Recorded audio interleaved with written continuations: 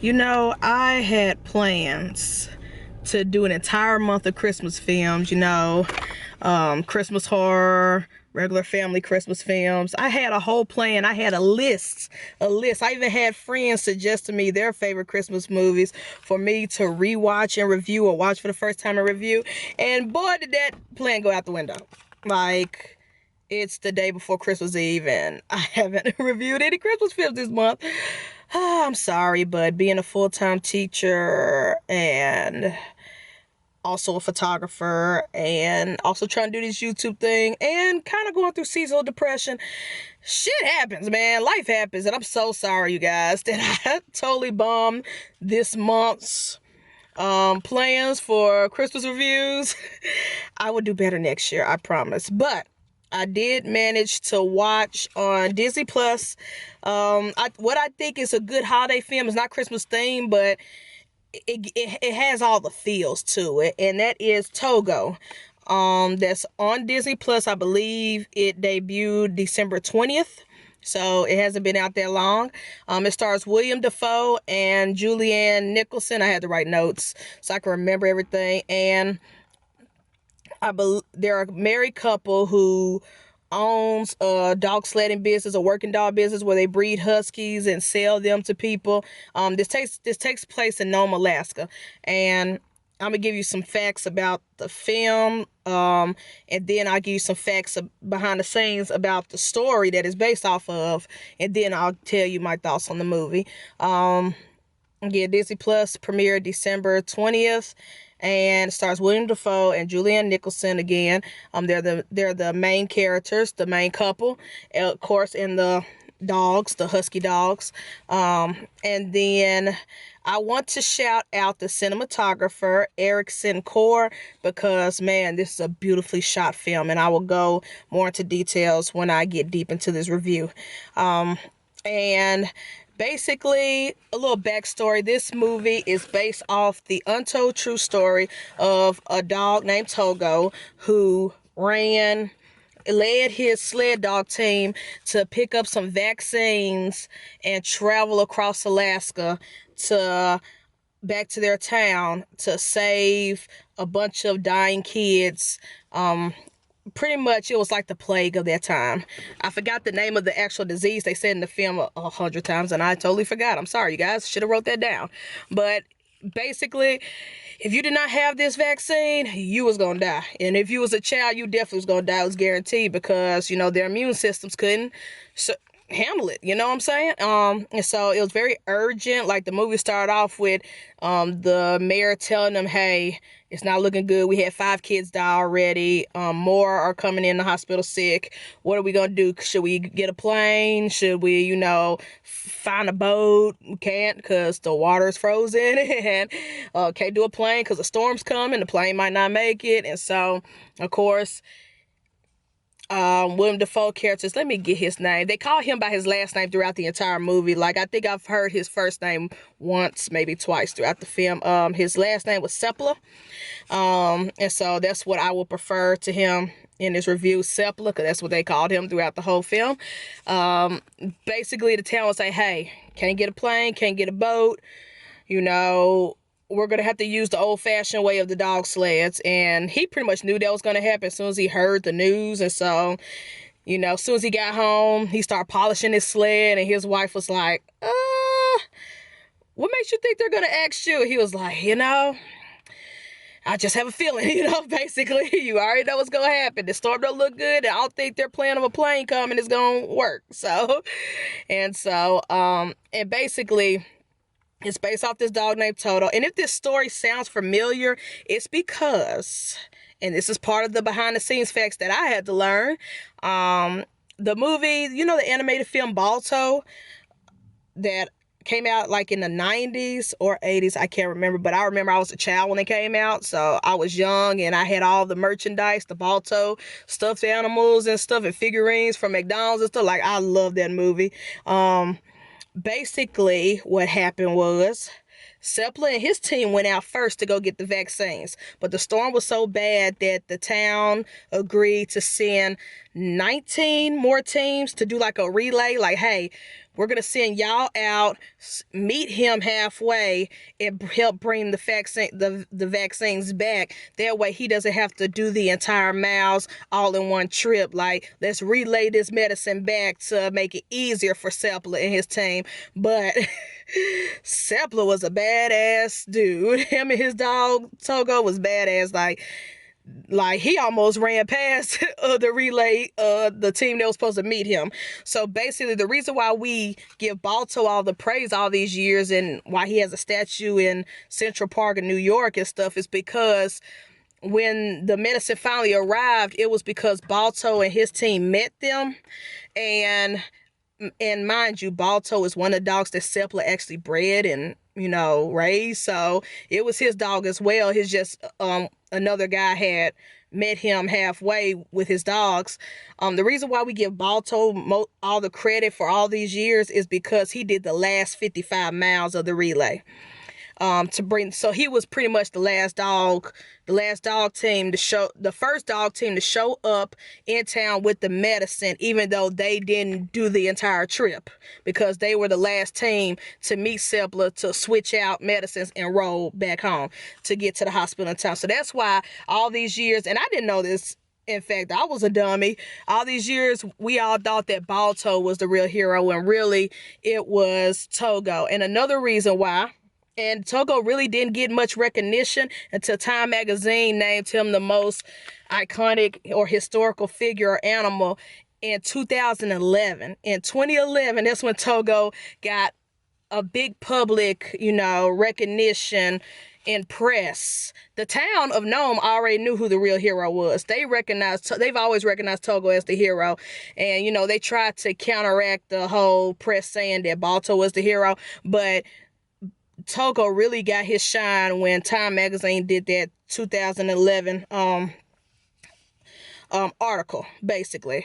And the film told you that at the end, as well as I was reading more behind the scenes research for this review, pretty much told the truth. So basically, it was like, not in all, to get this vaccine in this town, they sent out 19 relay dog sled teams to help Sepla and his team.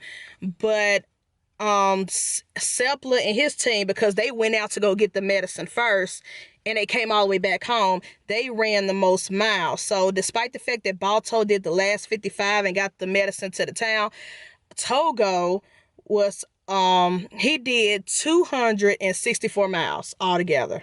Ran 264 miles, where Balto only did the last 55 miles. Balto was 3 years old at the time. He was a 3-year-old dog. Togo was 12 years old. He was a senior citizen. He was about to, walk about this earth when he did that relay, that big race for the cure or the vaccines or whatever. So now, 8 minutes in, I'm usually done my reviews by this time. 8 minutes in, that's the backstory of what this film is based off of. Now, what are my thoughts on this film? And I just watched it this morning on Disney Plus. This film is so fucking beautiful. It is a beautifully made film. I don't know if they shot the entire thing on location in Alaska, or they probably did most of it in a sound studio, with CGI stuff, but you couldn't tell. You couldn't tell at all. It felt like you was in Alaska, and they probably did do it on location. I'm not sure. I didn't dive deep into those behind the scenes research, but if they did do some of it, soundstage in Hollywood or whatever, the cinematographer and everybody made that seem so effortlessly. It all looked beautiful. It felt like in certain scenes, on the intense scenes where you didn't think they were going to make it, it felt like you were riding on that sled with Sepla and his dogs. When the time where they almost rolled off the cliff, I was getting anxious. I was like, oh shoot, they about to fall off the cliff. The last challenge that they had to go through before they finally made it back in town, where they were going back past the frozen river, but the river was starting to melt, and They were trying to hurry to get there before the ice broke and stuff, and they drowned basically. That was intense because it felt like a roller coaster. Like you was on that sled and you was trying to, with those dogs, trying to get across that river. Man, it was so beautifully made. So beautifully made. The acting, oh my gosh, you really buy into the characters. You bought into William Dafoe and Julianne's characters. They really feel like a real authentic couple who's been doing this for years, like breeding dogs, training them, sled dogs. Like you really bought into their marriage, you bought into their team, you bought into how they raise their animals, and it was amazing. And also throughout the film, as you're watching them go get the vaccines and come back, they weaved in little backstories of how Togo became the top sled dog for Sepala. Because in the beginning, he was he was a puppy. They didn't think he was going to survive that. They thought he was going to die that winter. He survived, but he was one of those puppies. Man, I felt Sepala during the backstories, because my dog, Okoye, whoo, she was a tough puppy to train. She did her own thing. She was stubborn. You try to lock her up, she found a way to get out. Like, I felt for him when he called his dog Satan. I was like, man, I felt that about my dog before. Like, Satan puppy. Like, it was so funny and so relatable. And I think a lot of dog owners can relate to them puppy years where he tried to give away Togo twice. He sold Togo twice, and Togo found a way to escape and come back home, because Togo really was determined to be a part of the sled. He was a working dog, true and true. Like, he was like, put me on that sled. And Togo, oh my gosh, whoever cast the Huskies, whoever went and searched for Huskies to be in this film, the dog that they picked, even the puppy version, the dogs that they picked for these, beautiful. Like, I personally, with my sinuses, cannot handle long-haired dog, which is why I'm glad Okoye is a short-haired dog. But if my sinuses did not fuck up around long-haired dogs, I would have definitely had a husky, and I wanted it to look like Togo. Like, this movie, whoever cast the dogs in this film and trained them, oh my gosh, those dogs were beautiful. Beautiful. Some were like tricolor huskies, and they were just beautiful, man. Especially the title character, Togo, and the puppy version of him. And so kudos to that. I really like how much between this film, Lady and the Tramp remake, The Mandalorian, I really like how much Disney is putting into their original streaming service content. They're not cheaping us out and giving us, bullshit and cheap movies and cheap TV shows. They really investing in the directors and the actors and the writers. Like, they really put their money into this, and I'm so happy, because in my opinion, Togo could have been a movie released in the theaters, the way it's made, the cinematography, the actors, the writing. But I'm so happy at the same time that it's a part of the streaming service. Lady and the Tramp deserve to be on the streaming service rather than the theater, but I really feel like that movie would have did good in the theater. Togo would have did great in the theater, because it was so well shot, so well made, so well acted. But I'm happy it's on the streaming site, and I'm happy that Disney are putting money and time and effort. People like to complain that they're getting lazy with all these remakes, and you guys have a point to the argument. I've been enjoying the remakes, but some of you have points to your argument. But they're doing good on these new original contents on Disney Plus. Like, I love the direction that they're going, and if they keep going in this direction, Disney Plus is really gonna rival Netflix for real. Because I make jokes about them rivaling Netflix, but a lot of us are gonna have both streaming services. We're never gonna negate one for the other, but I really feel like, Disney will eventually, if they keep making great content, film and TV shows like they're doing now, especially when the Marvel shows drop in the next couple of years, oh my gosh, Netflix better watch out. They better be on their A game and come out with more good original content. But again, Togo is a very good movie. It's only an hour and 53 minutes. It didn't feel long at all. I was invested the entire time from beginning to end. I loved it. I love the chemistry of the characters. I love the chemistry of the dogs. I love the story, the cinematography. It was just a top-notch movie. This is one of my top 10 of the year, hands down. This is on my top 10 of the year. And this is also a good movie that I could show my elementary school kids on my job, because, you know, it's rated PG, but there is no bad language. And I think the only reason why it's PG is because of the situations, because they do show Togo getting hurt. They do show the dogs bleeding when, from the frostbite and stuff like that. It is some sad moments, especially with the topic of kids dying of a disease, but there were no cussing in it. It wasn't gory, so I don't even know why I had a PG rating. I feel like you could show this to little kids and they will understand. But it was pretty good. A pretty dope movie. One of the best. I'm so glad I watched it. And I recommend everybody, if you have a Disney Plus subscription, go watch it. It's worth your time. It's worth your hour and 53 minutes. If you're at home, or if you got Disney Plus on your phone and you're trying to waste time, watch it.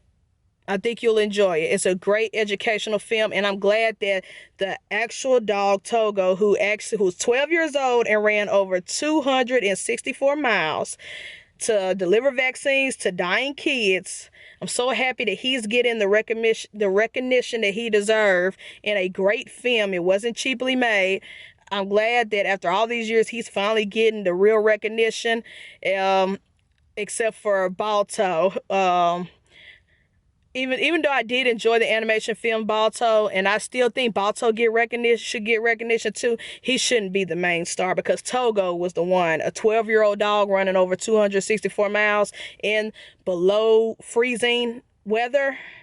That was great. And he lived a few more years after that, foster a bunch of babies. In the end, they talked about how, he retired him from sled dog, but made him a breeder, and everybody wanted a Togo bred line puppy. They wanted a puppy that was bred from Togo because of the genetics. And I like that ending, and it was just great. It was amazing. Everybody should go see it. Let your kids see it.